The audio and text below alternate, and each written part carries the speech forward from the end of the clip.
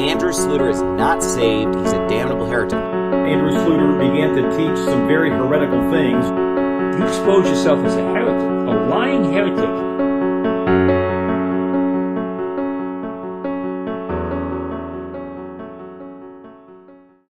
Welcome in to another edition of the Laodicean Lookout. It has been quite some time since we've done one, but we are back in the saddle. Yes, sir. We have got Jacob Salter, my right-hand man, and then we've got Johnny Caldwell, my other right-hand man. You got two right hands? Two right hands. My goodness. I hope everybody enjoyed the new intro. Johnny made that intro. He told me not to say nothing that he made it, but he made it. But nobody knows who Johnny is. That's why nobody knows. But anyway, he made that. Man, it's good.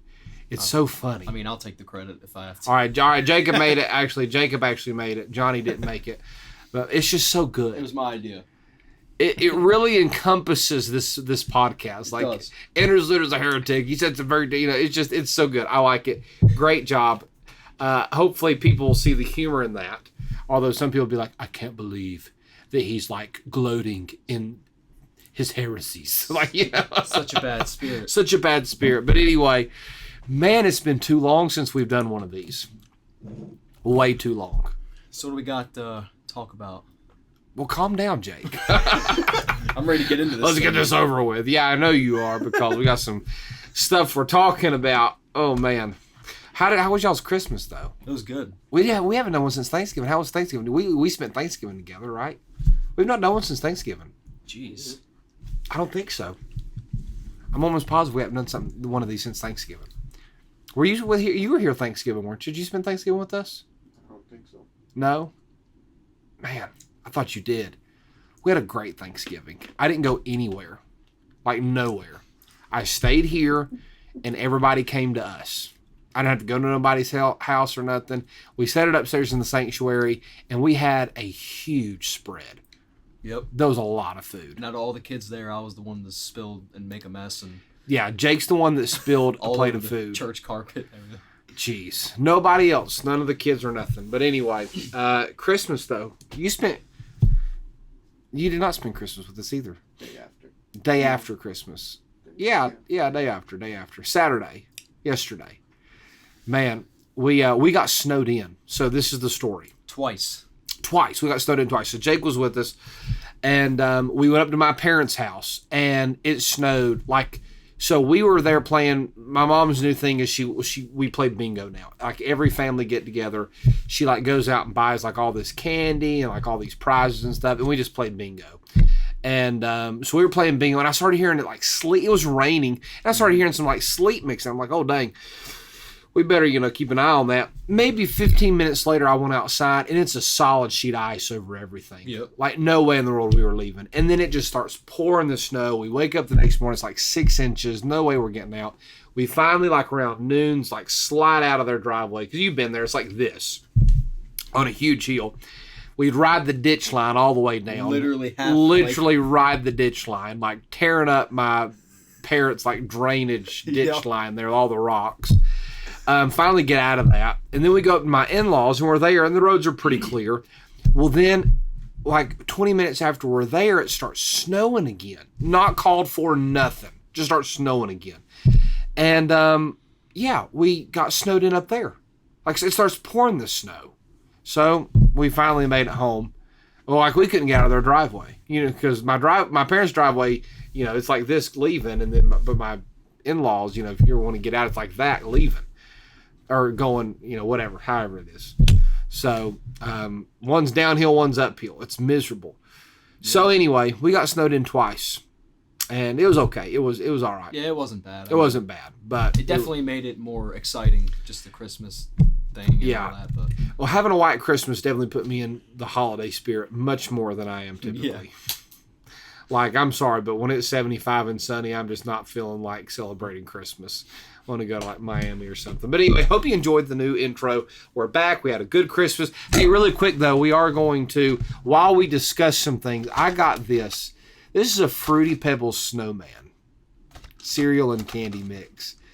This looks delicious. And so we're going to crack this open, and we're going to all try it together while we discuss some things. Oh, and I brought it down here. I don't know if I'll get it out and show you guys. Yeah, I might as well just do it really quick. We're going to get to some really good doctrine stuff, so stay with me. But let's just get past this. I got to show you guys this. This is a soda stream. It's one of those things you can make like sodas with. I love this thing. My wife got me this. Here, Jake, open this. I got it. While I show these people how to make soda. This is the coolest thing ever. Amazon needs to like pay me for like advertising here, whoever makes this. You just literally pour your water down in here like this. This is amazing, man. Because I love soda water. Because I try not to drink as much Coke because I love Coke, man. I love Coke. But you just pour it, you fill it up to that line there. This is amazing. I'm telling you what. You just fill it up there. Boom. Got to put in a little bit more. Come on, and it's now. so hydrating too. I noticed. It is hydrated, and you just literally, it comes with a little CO2 cartridge. You stick it in there, boom, and you just press that button. 2, 3, 4. You can go to 5. Let's do 5. You can do 5. Make it extra carbon. You don't want to go any more than 5. And look at that, boom, instantaneously carbonates the water. My wife bought me all these flavors. This was like my big gift for Christmas, and I loved it. She bought me all these flavors. The orange flavoring is amazing, though. I don't have the lid, so I can't really stir it up. You just kind of, all you need is just a small amount there. Boom. And you've got orange flavored soda water. You need to just mix them all together and see what that would taste like. A suicide? Yeah. Jeez. Look, this is delicious. I've just been drinking this stuff. Anyway, get you a soda stream.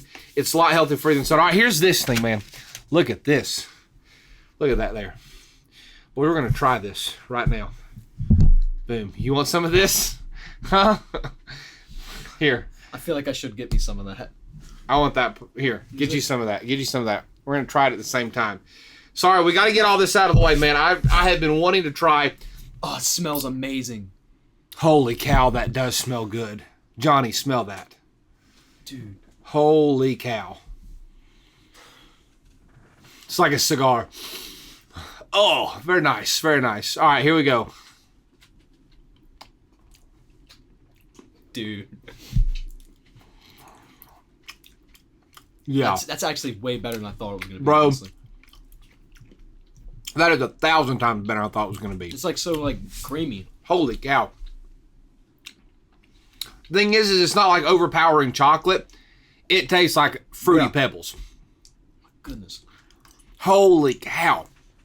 Where do we find those on a regular basis is the question. Where'd you get this from? My wife got it for me. Santa Claus brought it to me. No. Man. Okay. Anyway. I'm going to put that down. Because if it's in my hand, I'll keep eating it. Holy cow. That's delicious. Scale of 1 to 10. That's definitely a 10 straight up. It's a 10. There's no 10. doubt. It's a 10. That's nothing like, I thought it would be like, okay, that's good, but you know, that straight up tastes like Fruity Pebbles. Yep. In chocolate form. White chocolate form. All right. That really, what we need to do is put that on the Sluder the Fooder channel. You'll see it on here, but we'll also edit it out and put it on our first official video for Sluder the Fooder. But let's dig into some stuff here, guys, because there's some, man, we got some stuff to talk about. Because there's been some, we've not done one of these since Christmas. So much has happened. There's no way we're going to be able to cover everything in just one podcast of what's happened since Thanksgiving. Man, the Nashville bombing happened yesterday or Christmas. Yeah, I heard, but you mentioned that. I didn't look into it or anything. I want to say too much about it because I've not really done my digging on it. But there's a bomb went off in Nashville. Crazy. I'm trying to think of some other things. January 6th is going to be nuts. We're going to find out if Trump's going to get the presidency on January 6th. That bomb threat or whatever for the... Yeah, there was a random bomb threat for the Empire State Building. I've not heard anything. That was like literally just a couple hours ago. I've not checked on it. But our own Madison Cawthorn, me and Johnny voted. Me and Johnny went to vote together. Jake didn't vote because he's not an American. I voted for Jesus Christ. Yeah, well, he wasn't running. Huh? We voted at the most most liberal place. Well, yeah, me and Johnny literally voted at the most liberal place in Asheville where you could have gone. UNCA Asheville. It's a college campus. It's literally, I mean, it's basically walking distance from our church here. And me and Johnny went and voted together, and they tried to make us wear a mask and all that. We were like, no, thank you. They're like, okay, because they can't make it when you're voting. They can't make you wear one. But Madison Cawthorn, who is the youngest member of Congress, 24 years old, that dude's a beast too. Mm-hmm. He's going to contest the Electoral College results. Whoop.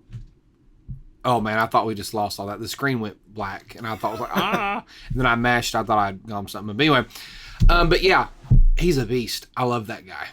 I mean, and just a conservative, a good guy. He's going to contest the Electoral College. Him and a few others. I forget the names. But we'll see. We'll find out what's going to happen. It's going to be interesting.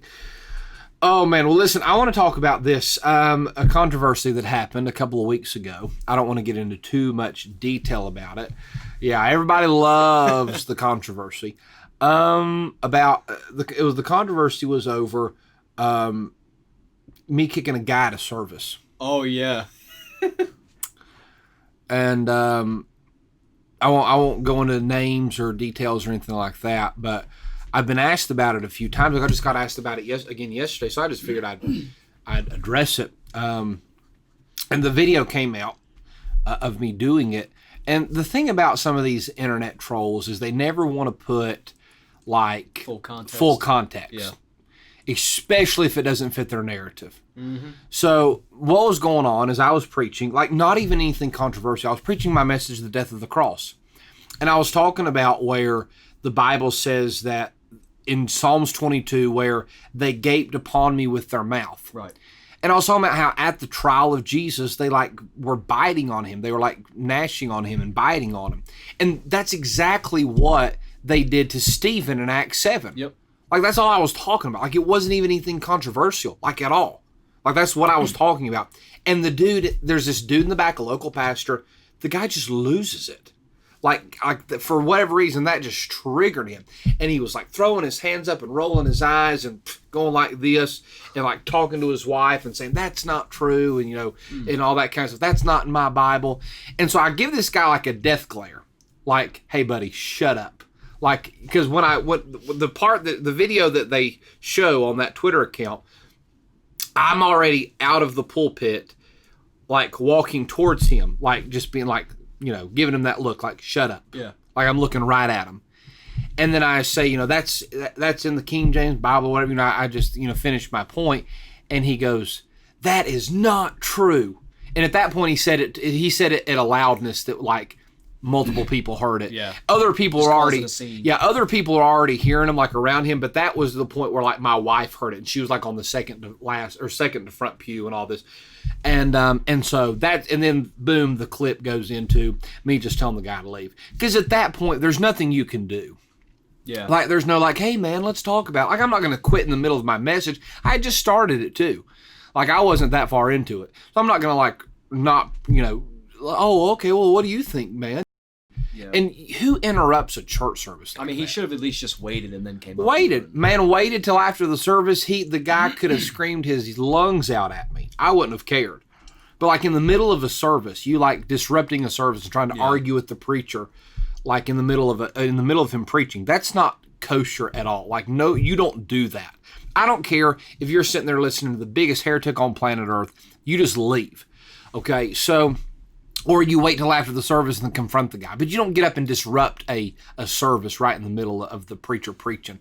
And all these guys are saying, that's what happens when you challenge somebody that doesn't know the Bible. And that's what happens. These guys hate to be questioned. Like, no, I don't hate to be questioned.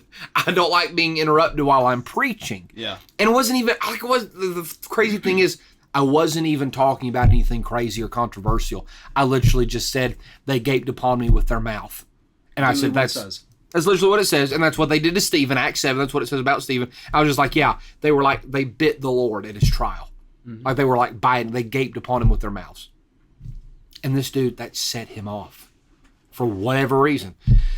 And so I told him to leave, and he tried to argue with me. So like, you watch the clip, and he's like trying to argue with me. And I'm like, no, you guys just need to leave. He goes, well, I wasn't here to cause any trouble. Well, then why'd you do it? Well, what do you mean you were here to cause any trouble? Like, obviously. So anyway, it was all fine and dandy. You know, it happened, but yeah,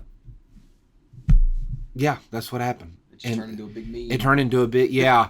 So now, you know, and people have made jokes about it, you know, in a good spirit and everything like that. But that's what happened.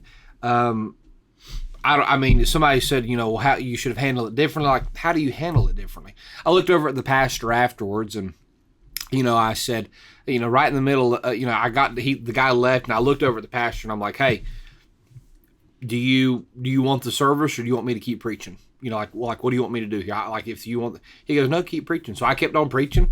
Everything ended well. The altar was full at the end of the service, and the next night we came in, had a blowout service, had a great service. So, you know, blah blah blah. Troublemakers will do that kind of stuff. But anyway, that was a big controversy that. How long ago was that? Just a couple of weeks ago. Oh. Yeah, it was not long ago. Just a couple of weeks. Just a couple of weeks ago, which just adds to the, you know, the stigma of you know, oh yeah, if he comes, he'll kick you out of your cert. Like, no, 16 years of preaching. 16 years of preaching. I've never had somebody interrupt me while I'm preaching. 16 years. That's a long time. I wouldn't even know what to do at that point, man. Yeah. I'm nowhere near experienced enough to be able to handle that. 16. Well, I mean, 16 years, and it's never happened to me. That's the first time. Like, what do you want me to do? Just let the guy attack? I mean, it was a bad situation. So, anyway, but it was good. Everything was fine. Which that kind of segued into another controversy. Well, not that particularly, but the same crowd about the King James Bible idolatry. You remember that? It was like 2 weeks ago. Like praise His word. Yeah. So let's just talk about this really quick. King James Bible idolatry. Okay. Now, some people would say that we worship the Bible. I wouldn't use the word worship, but I would use the word praise. Yes. The Bible literally says, here, let me get a Bible really quick. I got them up here. I don't want to get out of the frame, though. Hand me a Bible, Jake. Hand me my Schofield there. Ooh. This was the very first Schofield I ever got right here. One of my previous girlfriends got me this. Lauren loves that. I don't use this one around her. No. Let's see here. Psalms 55. Now this is, you either a Bible believer or you ain't a Bible believer. Okay? You either just believe what the Bible says or you don't. And this is one of those places where people really get their knickers in a twist over terminology that we use that's literally found in the Bible. If I were to get up and say, praise the King James Bible, people would be like, ooh, like, what are you talking about? Like, that's weird. Like, what you saying? Right. Okay. But literally in Psalms 54, David says this. Well, hang on, not Psalms 54. Psalms, is it 57 or 56? 56. It's Psalms 56. Psalms 56:4. In God will I praise His word. In God I have put my trust. I will not fear what flesh can do unto me. And then it repeats the same phrase down in verse 10. In God will I praise His word. In the Lord will I praise His word. So there's a threefold chord is not easily broken, right? And there you have a threefold repeat of in God will I praise His word. I will praise His word. I will praise His word. And so all these guys are like, well, that's bibliolatry. You're worshiping a Bible, not God. Well, you open up the ESV and the NIV and the Holman Christian Standard, and they all are worded almost, not exactly, but almost identical, but they all still use the same terminology, praising the word. Now, if you believe the King James Bible is the Word of God, and when we would say, in God will I praise His word, well, where's His word? You'd say, well, the King James Bible. Okay, well, then you, by default, praise the King James Bible. Yes, sir. But that makes people freak out. And then they are all jumping over me, all the King James Version is the golden calf to Andrew Sluder and all that kind of stuff. Say what you want to, man, but David praised whatever word he had, he praised it. That's right. So is that a golden calf? And you can't separate a man and his word. Okay, I am only as good as my word. And my word is only as good as me. You can't separate between. If I say something and then it's not true, I'm found to be a liar. Right. But the way you know if somebody's trustworthy and they're a truth teller is by you back up with, well, listen, I say something and it's the truth, all right? That you would put confidence in me then because I have told you the truth. Well, it's the same with God and His Word. God never operates outside the boundaries of His Word. Okay? The Holy Spirit will never contradict the Holy Scriptures. And so when I'm worshiping God, I'm worshiping or praising as well. More biblical word would be praise. I'm praising His Word. So, and you can look that up in the ESV. You can look that up in the NIV. It is the exact same terminology used there. And they lost their minds over it. But that's you can call me whatever you want to. You say I'm a Bible worshiper, a Bibleolater, whatever. I think most of you guys, I don't think the problem is that I'm a bibliolater. I think you guys are bibliophobics. Ooh. Yeah, or bibliophobes, I should say. You're scared of that book. You are petrified of the Bible. So, and you're petrified when somebody knows how to use it as well, but and knows it. That's what you're scared of the most. And these guys, they don't read their Bibles anyway. Mm-hmm. King James only guys ain't reading their Bibles. I know these ESV guys or these NIV guys ain't reading it either. You may have a few exceptions. But I bet you $1 million there's not a single one of these neo-evangelicals out here that knew about Psalms 56:4 or 56:10. Oh, no. If they did, then they wouldn't have said anything. They wouldn't have said anything. They would have never acknowledged it, or they just skipped over or tried to explain it Or away. they just said amen. Yeah. I had one guy, because when I tweeted that, one guy said, well, he's talking about praising God there. It never says he praised His Word. And I'm like, dude, your translation that you like literally says that. He goes, that's not what it says. I'm like, okay. Stupid is as stupid does. All right. Forrest Gump there. It's, you can't get around it. And really, here's the problem with a lot of folks. It's just like the guy that, when I had to throw the guy out of the church there. What does the Bible say? Like, don't get mad at me. I'm just literally giving you what the Bible says. Exactly. But people lose their minds over it. Well, and this actually an interesting segue into another good point, or another good topic I want to bring up that recently got stirred up. Now, this is, man, I wish I had that book down here, but I don't. I had to give my set. Brother Kevin Mann has a bunch of good books that are just phenomenal. I don't have any of them down here, unfortunately. Actually, you know what, Jake? No. Check and see in that suitcase there, my bookcase, suitcase. Check and see if I've got Brother Mann's book on tithing. On tithing? Yeah, you set it down flat. You're going to want to set that down flat. There you go.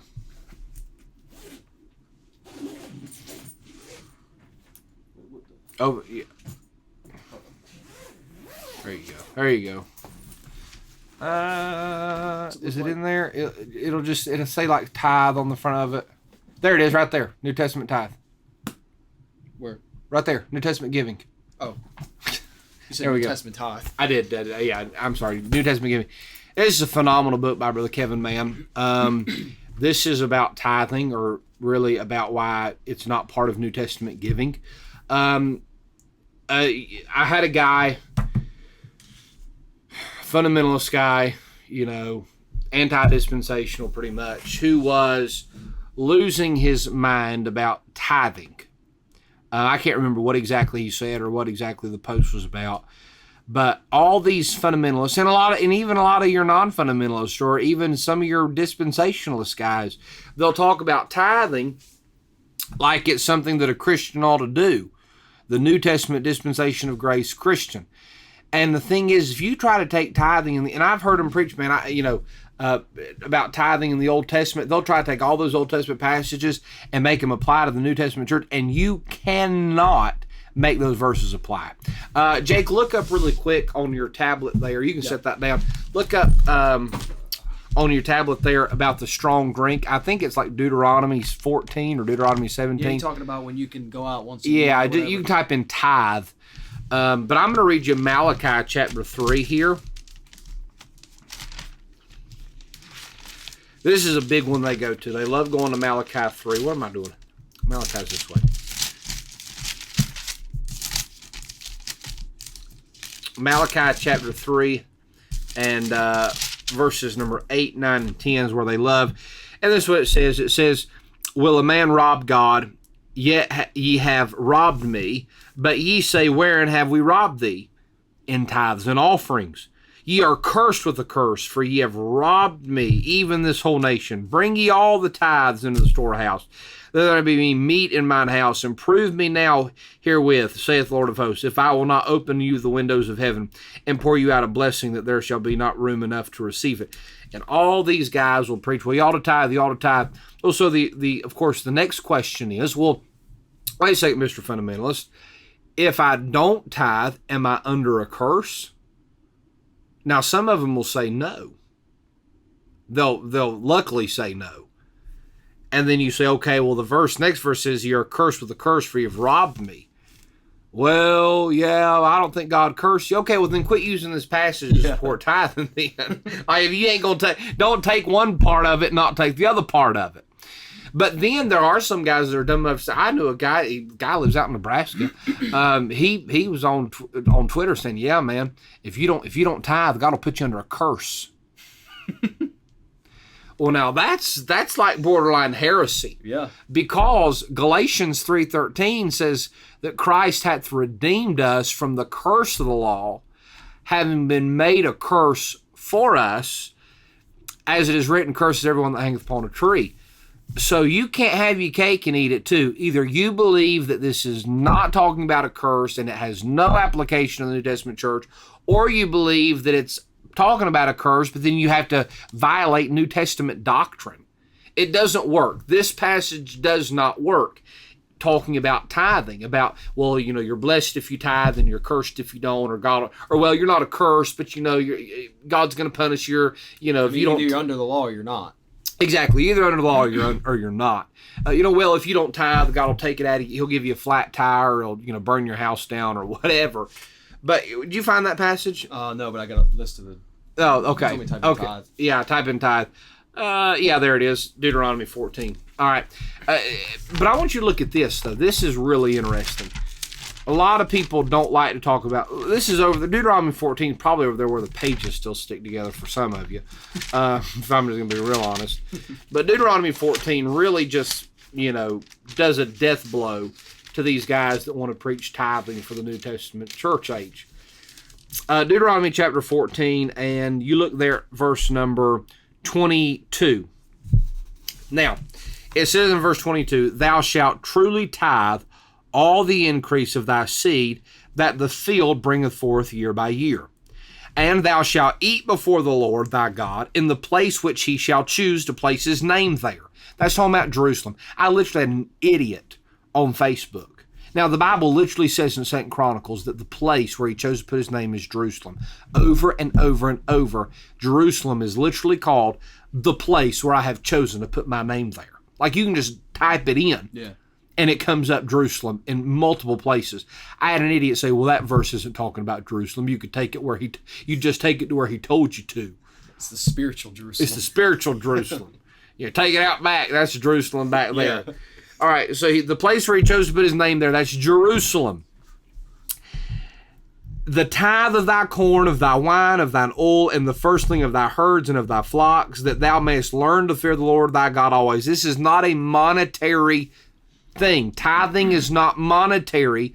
Tithing is of fruits and wine and harvest, okay? It's not monetary. And all these guys that want to push tithe talk about tithing 10% of your income. What if I don't want to tithe my income? What if I've got a garden, I want to bring 10% of my tomatoes? Would you accept that? Of course you wouldn't. You'd throw me out as a Sunday school teacher and not let me sing in the choir and all that kind of stuff. Okay, and then preach against me on Sunday morning because I was bringing 10% of my tomatoes and not paying you 10% of my income. Yeah, you'd be the illustration of the whole message. Oh yeah, I'd be the illustration. Just be, I know a guy. Yeah, and if my tire went flat, then bless God, that was exactly what I deserved. Yep, wrath of God. So verse 24, and if the way be too long for thee, so that thou art not able to carry it. So look, if the way be too long for thee, so that thou art not able to carry it. So if you have these vegetables and this corn and this wine and oil and these cattle, the firstlings of the herd, and you're not able to take that stuff to Jerusalem, okay, then what do? Or if the place be too far from thee, which the Lord thy God shall choose to set his name there, when the Lord thy God hath blessed thee, then shalt thou turn it into money, and bind up the money in thine hand, and shalt go into a place which the Lord thy God shall choose. Now watch this.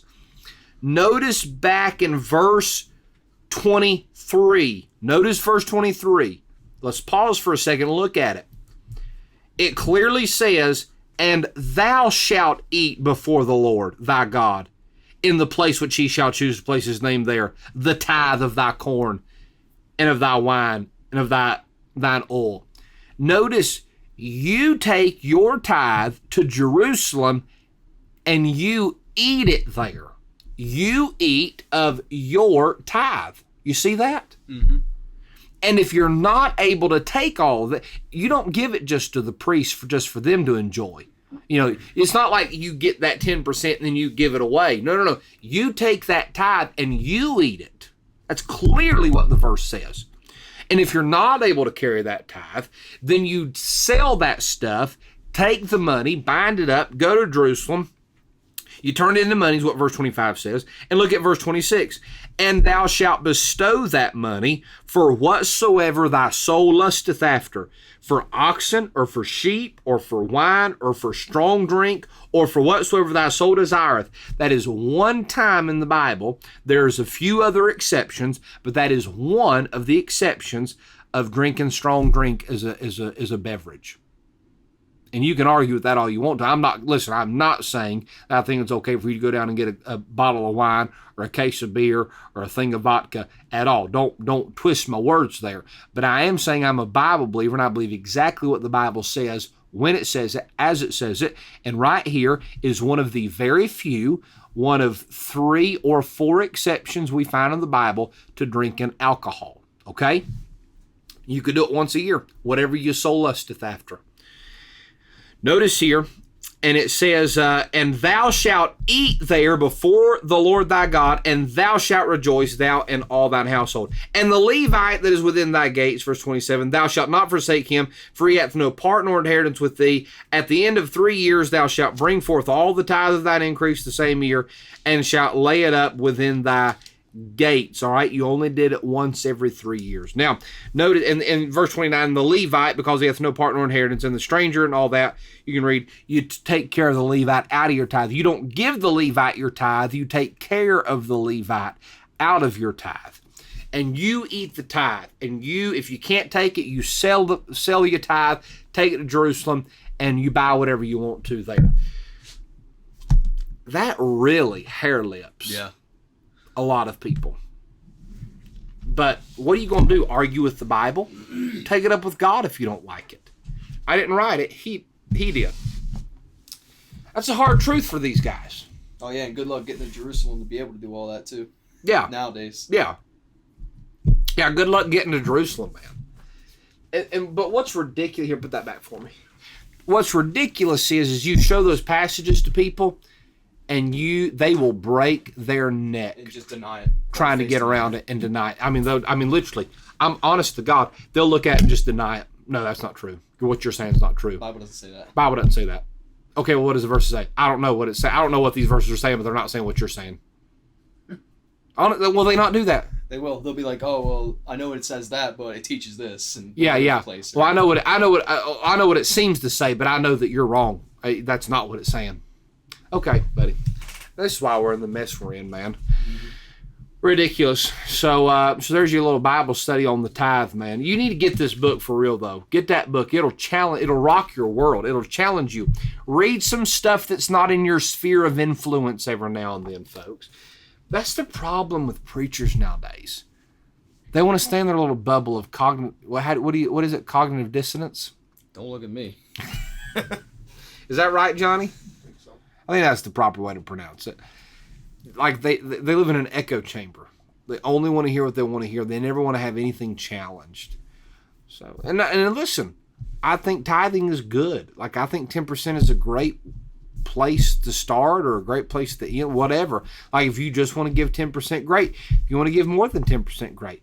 If you don't want to give 10%, I can't fuss at you for it. Like it's literally just you give.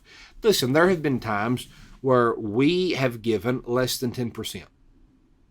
There have been times where we have given way more than 10%. Most of the time, what we give is more than 10%. But God's not going to, I had a guy literally call me one time. He said, "Hey, Brother Sluder, I need your advice about something." I said, "Okay, what's going on?" He said, "I've got enough money to pay my rent. But literally, if I pay my tithe, half the money for my rent is going to be gone. And my rent's due in 3 days. And I cannot be late on it. I will get an eviction notice." And I said, "Well, then don't be homeless." Yeah. And listen, I know there's stories about you gave and, God, put a check in the mail or like $100 bill floated out of the sky. I know all the stories. Crazy stuff has happened to me too. But at the end of the day, it's not going to be some kind of supernatural Pentecostal, you sow a seed and God, it's not going to be like that sometimes. And so I told the dude, listen, pay your rent. And then just catch up. If you're that convicted about it, catch up next month. Right. It's not the end of the world. It's not the end of the world. I don't think God's going to sit there and expect you to go homeless just so you can pay your tithe. And his pastor was putting all this pressure on him and saying, "You got to pay your tithe." Not even biblical. So anyway, it burns me up with some of these guys that'll put these extra biblical things on people and will, strap them for money. Well, that's all. That's just about all I wanted to talk about.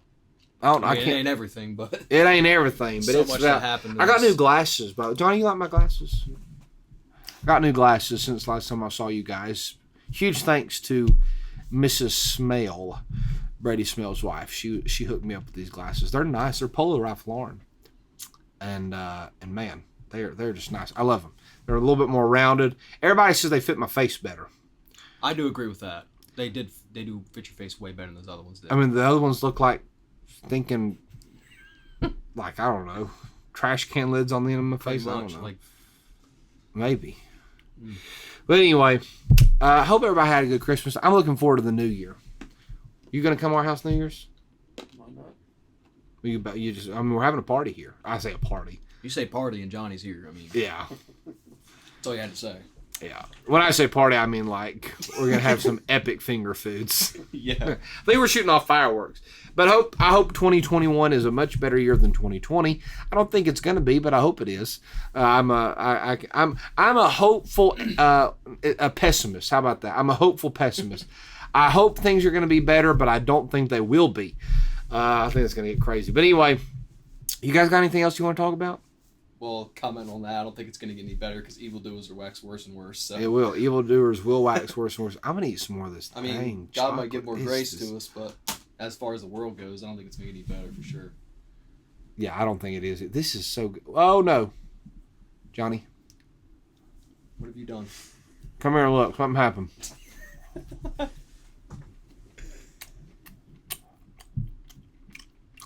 Where I press them. What have you done?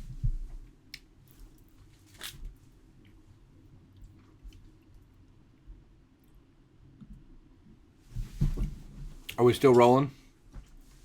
We are. We're still rolling. Whew. Well, folks, you just saw me have a mini heart attack on screen while I was chomping away on that chocolate. Anyway, all right, folks. I hope you've enjoyed the podcast. Hey, like and share it. And if you didn't like it, that's fine. But give us a thumbs up. Leave a comment. Hey, leave a comment down below on some topics or some people. We got Chad Reese coming on Tuesday night, if you can be here. Tuesday night, we got Chad Reese on. Now, the podcast won't be out Tuesday night, but Tuesday night is when we're recording. It'll be out hopefully Friday. But we got Chad Reese coming on. We're going to be talking about some crazy stuff like pre-Adamic Earth and all that kind of stuff. Yes. It's going to be crazy. So you will not want to miss that. And we'll have a good time with that podcast. But leave a comment and let me know what you want to hear about. And we'll try to get that done.